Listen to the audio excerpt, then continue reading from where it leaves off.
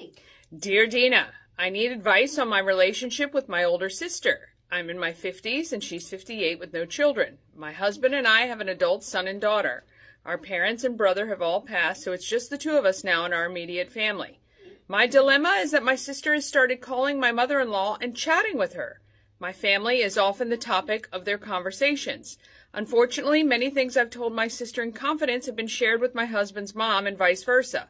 I feel like I have lost two of my closest friends to each other.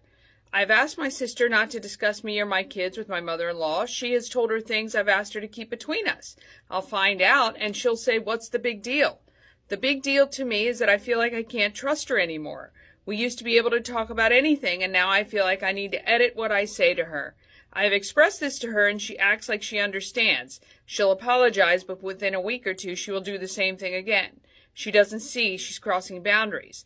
What can I do? I feel really lost. Signed, Frustrated Little Sis from Frederick. Oh, it seems like a love triangle there. Kind of. 3 is hard. 3 is hard when it comes to friendship, when it comes to relationships, when it comes to our kids, right? There's that whole middle child syndrome. That's kind of where that comes from. Someone always feels like they're left out. So the dynamic of the relationship is going to be tricky anyway.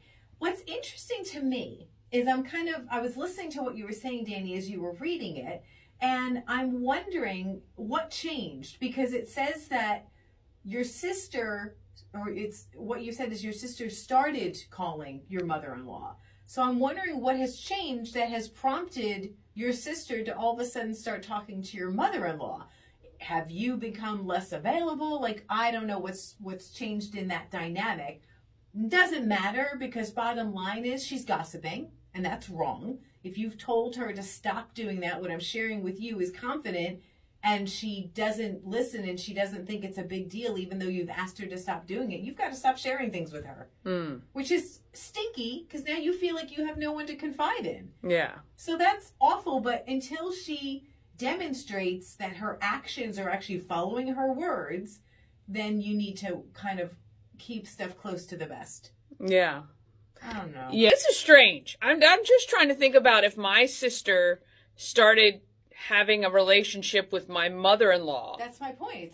It's an odd thing. I mean, it's awesome that the family's so close that happens. But I think that, yeah, unfortunately, you've lost two people that you can talk to. And there will be things, I'm sure, that are going to keep coming up, because if they continue to have that relationship, she'll share the things you shared with her in confidence. Yeah. So it stinks. Yeah, it does. Confide only in your husband. Yeah. And get a dog. Yeah. Yes. And we are here for you as well. Right. Dear Dina, if you've got something that you're going through, you need another perspective, well, we'll certainly share that. You can take it or leave it. Click on Dear Dina at Key103radio.com.